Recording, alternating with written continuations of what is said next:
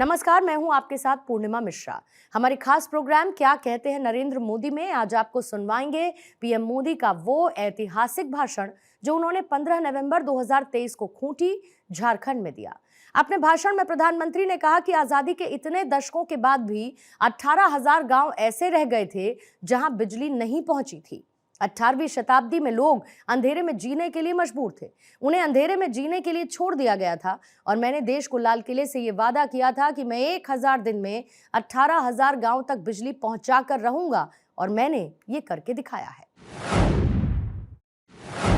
साथियों, झारखंड आना मुझे पुरानी स्मृतियों को ताजा करने का अवसर भी देता है।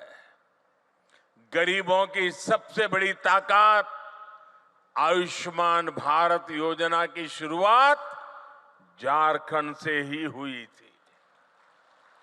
कुछ ही साल पहले खूंटी में मैंने सोलर पावर से चलने वाले जिला न्यायालय का उद्घाटन किया था।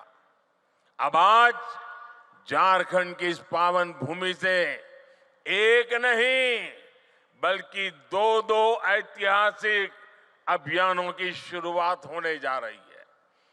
विकसित भारत संकल्प यात्रा सैचुरेशन के सरकार के लक्ष्यों को प्राप्त करने का सशक्त माध्यम बनेगी।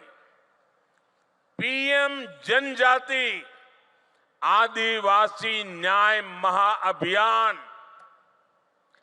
विलुप्त होने की कगार पर खड़ी जनजातियां, जिसे हम अब तक प्रिमिटिव ट्राइब्स के रूप में जानते हैं, उनकी रक्षा करेगा, उन्हें सशक्त करेगा।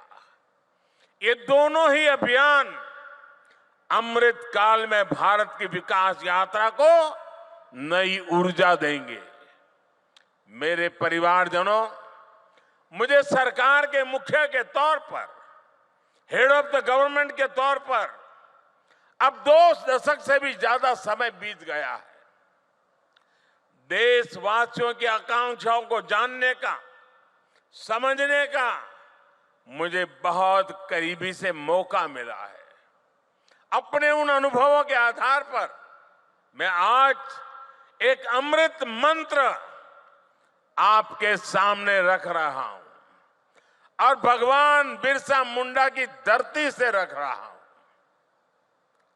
अगले 25 वर्षों के अमृत काल में अगर हमें विकसित भारत की भव्य और दिव्य इमारत का निर्माण करना है तो हमें उसके 4 अमृत स्तंभों को और मजबूत करना होगा, निरंतर मजबूत करना होगा। हमारी सरकार ने जितना 10 साल में किया, अब उससे भी ज्यादा ऊर्जा के साथ हमें इन 4 अमृत स्तंभों पर अपनी पूरी ताकत लगानी है।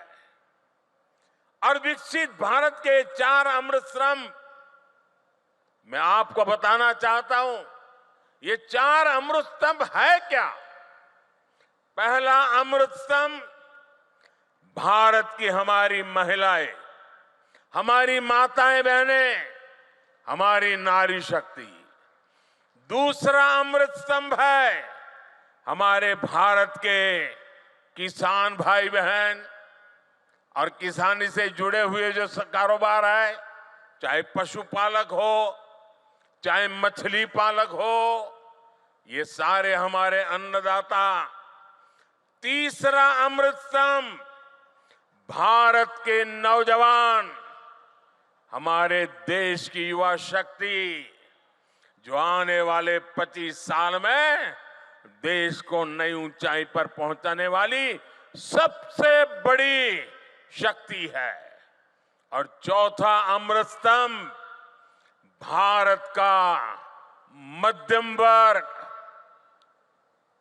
नियो मिडिल क्लास और भारत के मेरे गरीब भाई बहन, इन 4 स्तंभों को हम जितना मजबूत करेंगे, विकसित भारत की इमारत भी उतनी ही ऊंची उठेगी। मुझे संतोष है कि बीते 10 वर्षों में इन 4 स्तंभों को सशक्त करने के लिए जितना कार्य हुआ है, उतना पहले कभी नहीं हुआ। साथियों, आज तक और आजकल हर तरफ भारत की इस सफलता की चर्चा है कि हमारी सरकार के 5 वर्षों में 13 करोड़ से ज्यादा लोग गरीबी से बाहर निकले हैं। आखिर बीते कुछ वर्षों में ऐसा क्या हुआ जो इतना बड़ा परिवर्तन जमीन पर देखने को मिला है? 2014 में जब हमें आप सबने दिल्ली की गादी पर बिठाया, सरकार चलाने का दायित्व दिया, उस दिन से हमारा सेवा काल शुरू हुआ है। हम सेवा करने के लिए आए हैं और उस सेवा काल की बात करूं तब उस समय हमारे आने से पहले भारत की एक बहुत बड़ी आबादी मूलभूत सुविधाओं से वंचित थी। देश के करोड़ों गरीबों ने इस बात की उम्मीद भी छोड़ दी थी कि कभी उनका जीवन बदल पाएगा। और सरकारों का रवैया भी ऐसा था कि वो खुद को जनता का माई बाप समझती थी।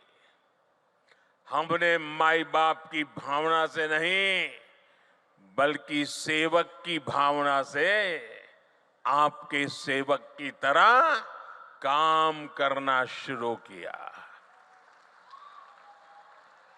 जो वंचित थे, हमने उन्हें वरीयता देना शुरू किया।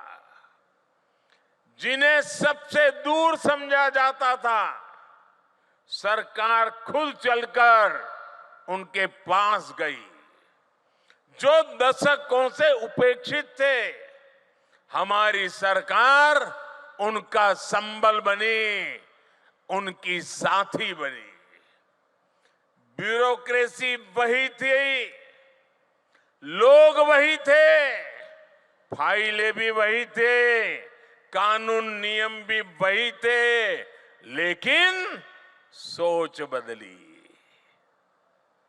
और सोच बदली तो परिणाम भी बदल गए। 2014 से पहले देश के गांवों में स्वच्छता का दायरा 40% से भी कम था। आज हम 100% के लक्ष्य पर पहुंच रहे हैं। हमारी सरकार से पहले एलपीजी कनेक्शन सिर्फ 50-55% घरों में था। आज करीब करीब 100% घरों में महिलाओं को धुएं से मुक्ति मिल चुकी है। पहले देश के सिर्फ 55% बच्चों को ही जीवन रक्षक टीके लग पाते थे, आधे बच्चे रह जाते थे। आज लगभग 100% बच्चों का टीकाकरण हो पा रहा है। आजादी के बाद 7 दशकों में देश के सिर्फ 17%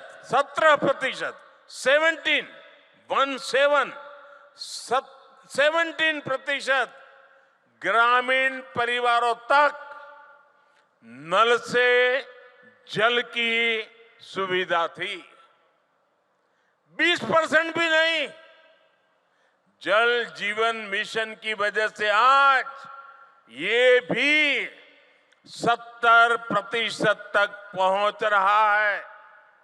और साथियों, हम आप जानते हैं कि समाज में जिनको उस समय मिला था वो कौन थे? ये शुरुआती मलाई मिली वो लोग कौन थे? ये सारे रसूखदार लोग हुआ करते थे। जो संपन्न लोग होते थे, जिनकी सरकार में पहुंच होती थी, पहचान होती थी, वो सुविधाएं और व्यवस्थाएं आसानी से जुटाते थे और सरकार का भी मन दिमाग ऐसा था, उन्हीं को ज्यादा देते थे। लेकिन जो लोग समाज में पीछे रहे थे, जो मूल सुविधाओं से वंचित थे, उन पर ध्यान देने वाला भी कोई नहीं था। वो असुविधाओं के बीच अपना जीवन काट रहे थे। मोदी ने समाज के ऐसे वंचितों को अपनी प्राथमिकता बनाया, क्योंकि वो लोग हैं जिनके बीच में जिया हूं। मैंने कभी ऐसे परिवारों की रोटी खाई है, मैंने कभी समाज के आखिरी व्यक्ति का नमक खाया है। मैं आज भगवान बिरसा मुंडा की इस धरती पर वो कर्ज चुकाने आया हूं।